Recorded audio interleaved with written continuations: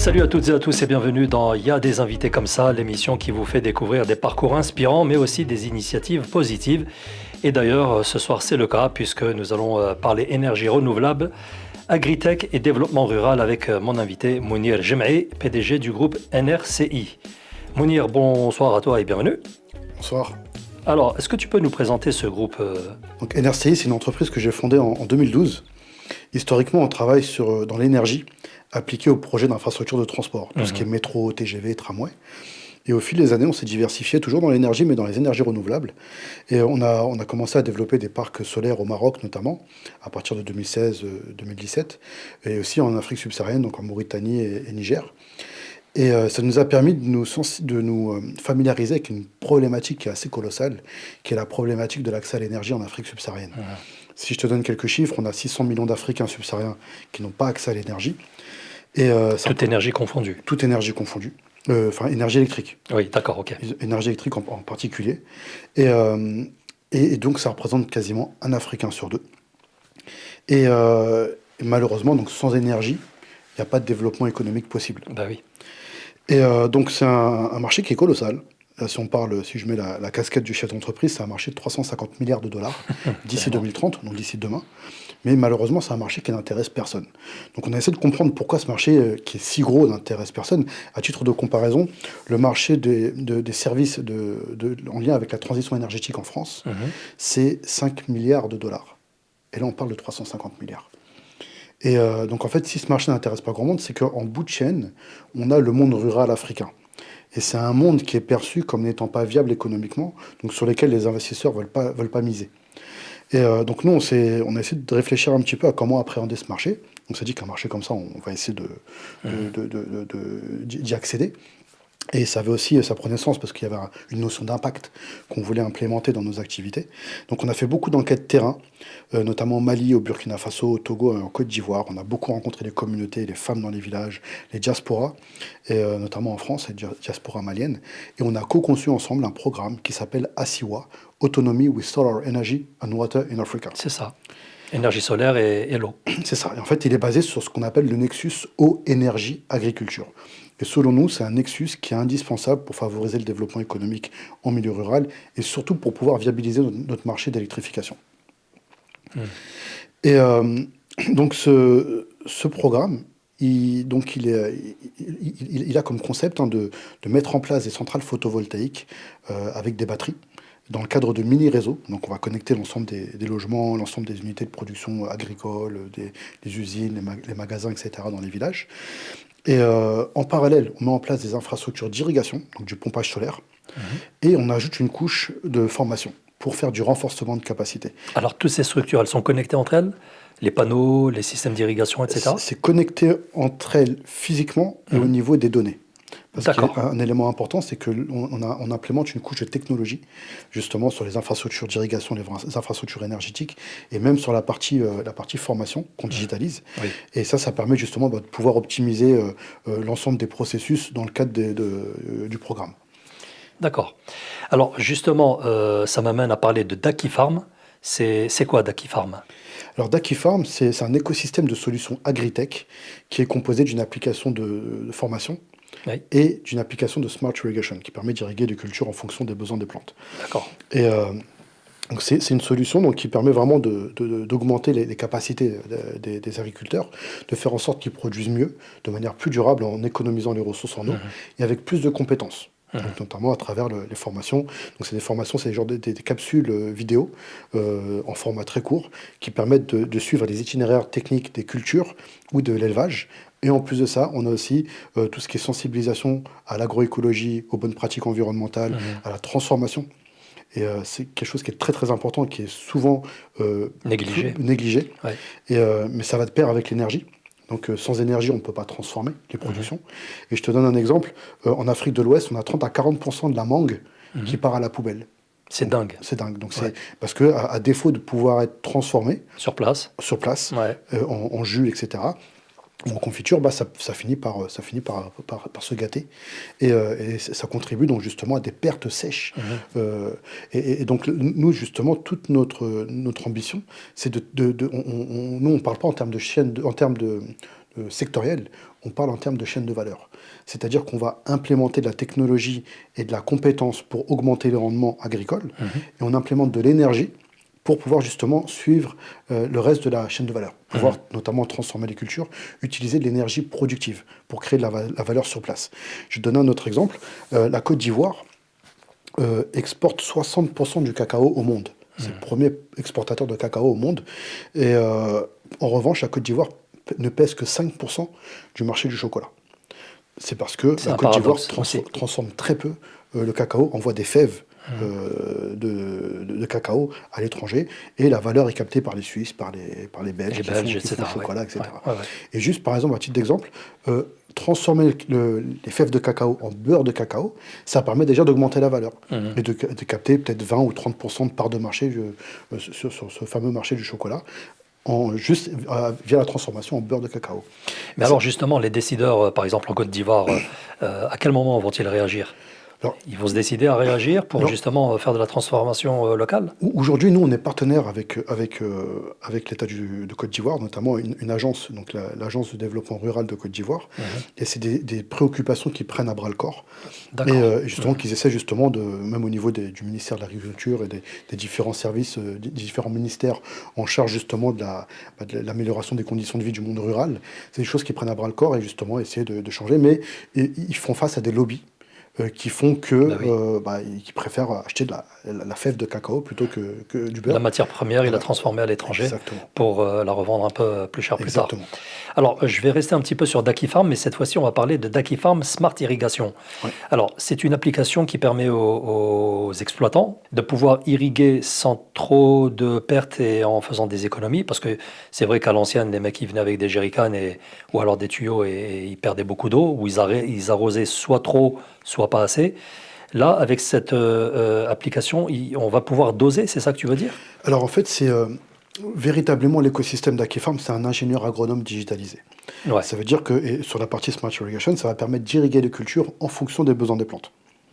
Je vais te donner un exemple. Nous, un peu sur la genèse du projet, donc la genèse, elle s'est faite à travers le programme ASIWA, sur lequel on avait la nécessité justement de pouvoir optimiser un peu l'irrigation.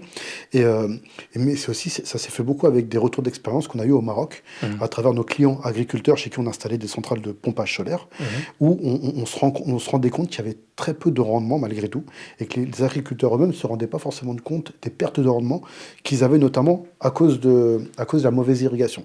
À titre d'exemple, tu prends les exploitants qui font des oliviers au Maroc, par exemple.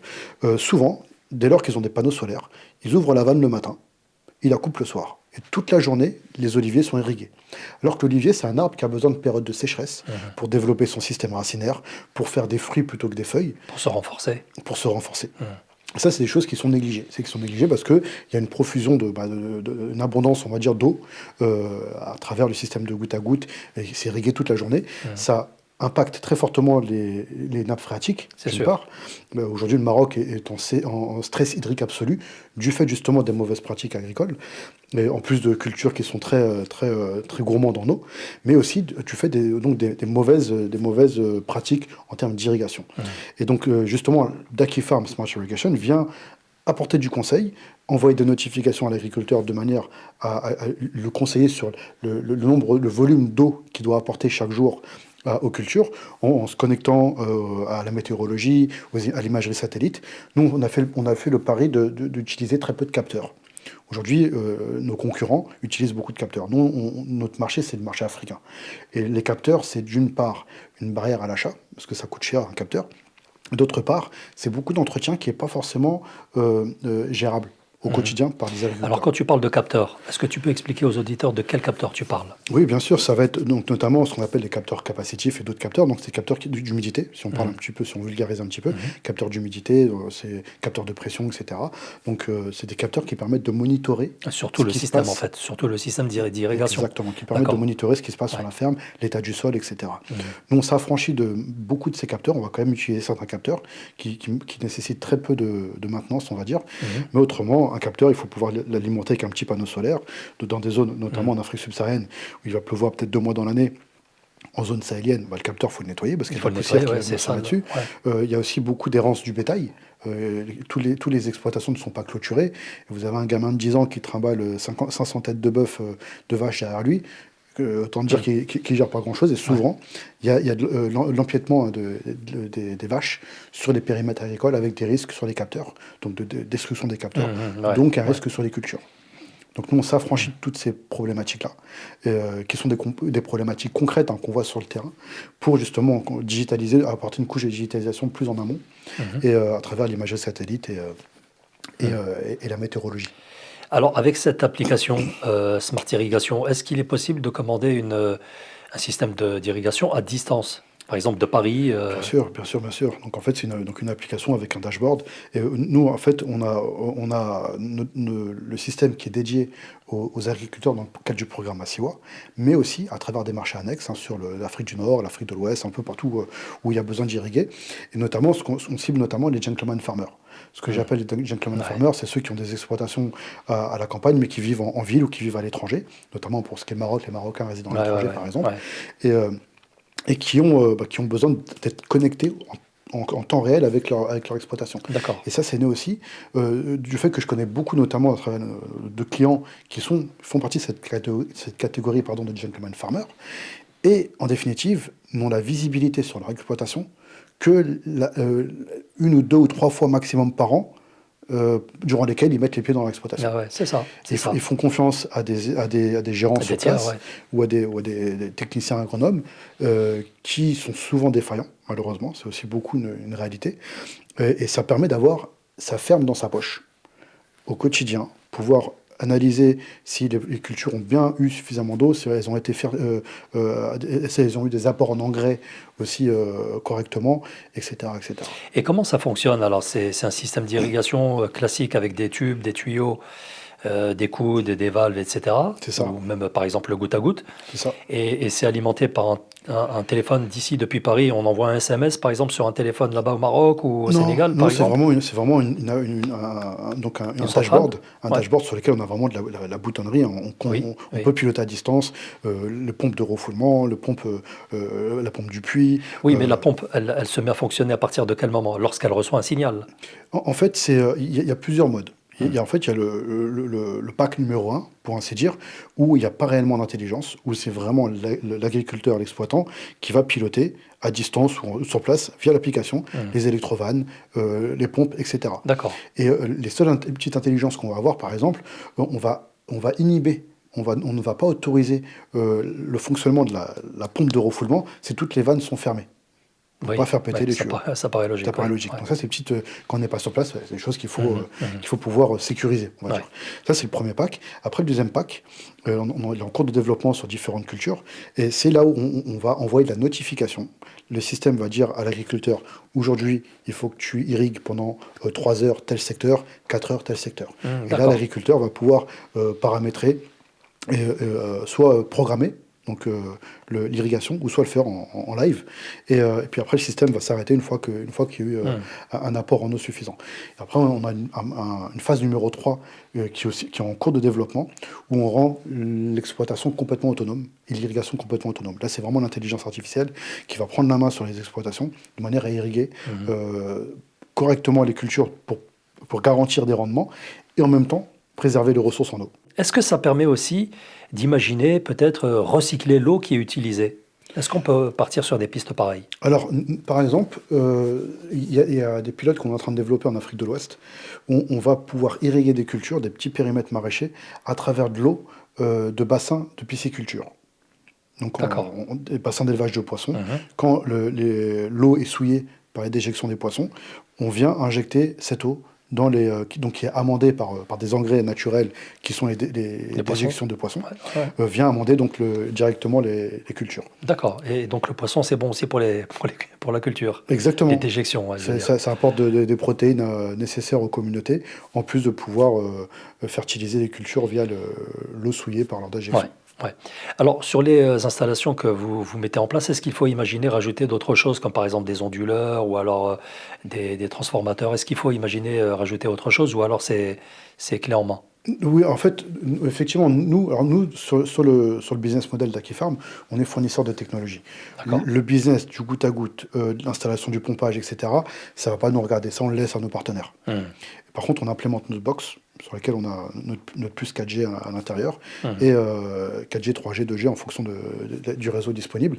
Et puis après, bah, c'est le partenaire qui fait son affaire justement de l'installation. Et nous, on a juste un regard sur, on va dire, pour paramétrer notre système de manière à implémenter l'intelligence. Donc on a besoin de regarder le type de sol qu'il y a, faire en sorte que le dimensionnement de goutte à goutte soit correctement fait, pour être sûr qu'il n'y a pas de mauvaise irrigation qui soit faite, quoi.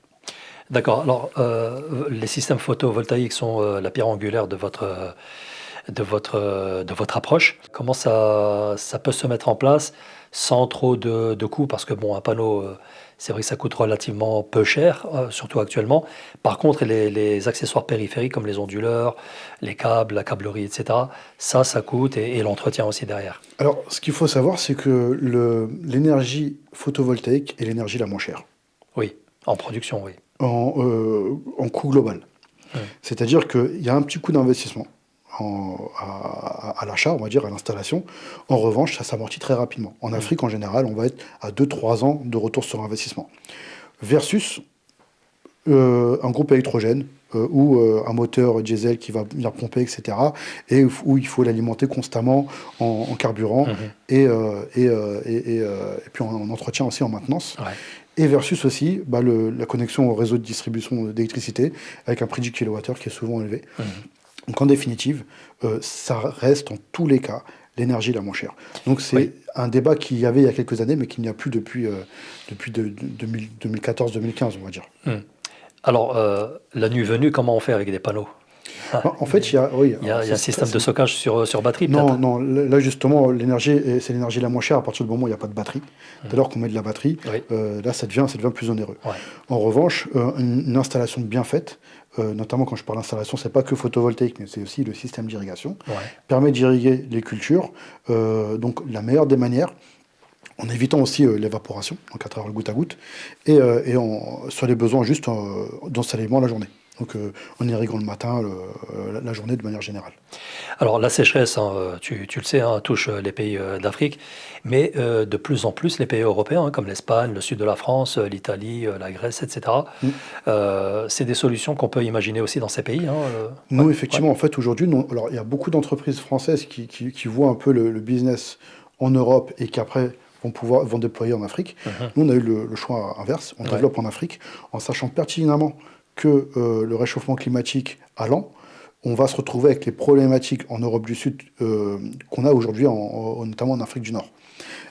Donc avec des business models qui seront adaptables d'ici 4 5 ans sur une bonne partie de l'Europe du Sud, voire même jusqu'en la Loire, quoi, pour ce qui est de la France.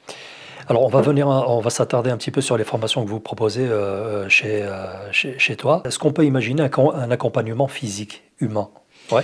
Alors, déjà pour apporter un peu plus de détails, pardon, sur l'application d'Aquifarm e-learning, donc c'est non seulement une application de formation qui propose, comme tu l'as dit, hein, des capsules vidéo, très didactiques, très pédagogiques, mais aussi on propose du service complémentaire. On implémente aussi une IA de détection des maladies.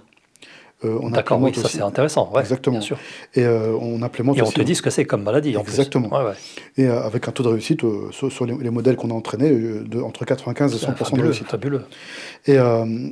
Puis d'autres services, notamment pour la Côte d'Ivoire, on a la possibilité d'appeler un call center directement pour pouvoir avoir du complément d'information. Mhm. Et dans l'application, on implémente aussi un chatbot.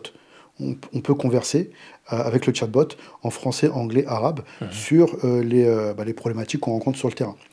Et ça, c'est le premier sujet. Deuxième sujet, c'est les formations en elles-mêmes. On est en français, anglais, arabe et 15 langues 15 langues, ouais, j'ai vu. africaines. Sur le dossier de presse, c'est bien Exactement. Et mentionné. 15 langues africaines, très important, parce qu'aujourd'hui, on est face à des communautés rurales Mhm. qui sont souvent analphabètes Mhm. et qui connaissent leur langue locale. Et donc, avec la diversité de langues qu'il y a en Afrique subsaharienne, donc on est forcé de s'adapter. Alors aujourd'hui, les résultats, c'est quoi en Afrique, au Maroc, au Mali, au Niger? en Alors, Côte d'Ivoire? là aujourd'hui, on est en développement. On est en train de finaliser les capsules vidéo. Un D'accord. premier pool de capsules vidéo. Mhm. L'application est finalisée aujourd'hui, elle est finie. On est en train D'accord. d'implémenter déjà toute la partie IA de détection des maladies qui arriveront en phase numéro 2. Et, euh, et surtout, on a signé un partenariat qui est structurant avec l'État de Côte d'Ivoire, donc notamment l'Agence de développement rural, qui, eux, accompagnent déjà 1,5 million d'agriculteurs en Côte d'Ivoire, sur un potentiel à peu près de 4 millions, 5 millions Mhm. d'agriculteurs. Et on va lancer avec une campagne de SMS et pour pouvoir télécharger l'application et de WhatsApp vocaux pour aussi pouvoir télécharger l'application qui vont nous permettre de monter très rapidement à 1 million, 2 millions, 3 millions d'utilisateurs sur la Côte Mhm. d'Ivoire avec par capillarité des langues communes hein, qu'on a au Mali, qu'on a au Sénégal Oui, et oui. les pays limitrophes.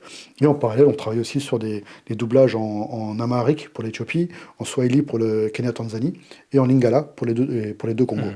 qui représentent déjà à eux un gisement d'agriculteurs qui est, on parle de 300-400 millions d'agriculteurs Ouais. sur ces pays-là. Mhm. Fabuleux, c'est prometteur. Exactement. Allez, on va presque terminer cette rencontre. Quelles sont vos perspectives de développement? Alors nos perspectives de développement donc, sont très en lien avec ce qu'on a aujourd'hui. Donc avant, je m'attardais un petit peu sur le modèle économique de Daki Farm Oui. e-learning. Mhm. Donc c'est des formations qui sont gratuites pour les bénéficiaires.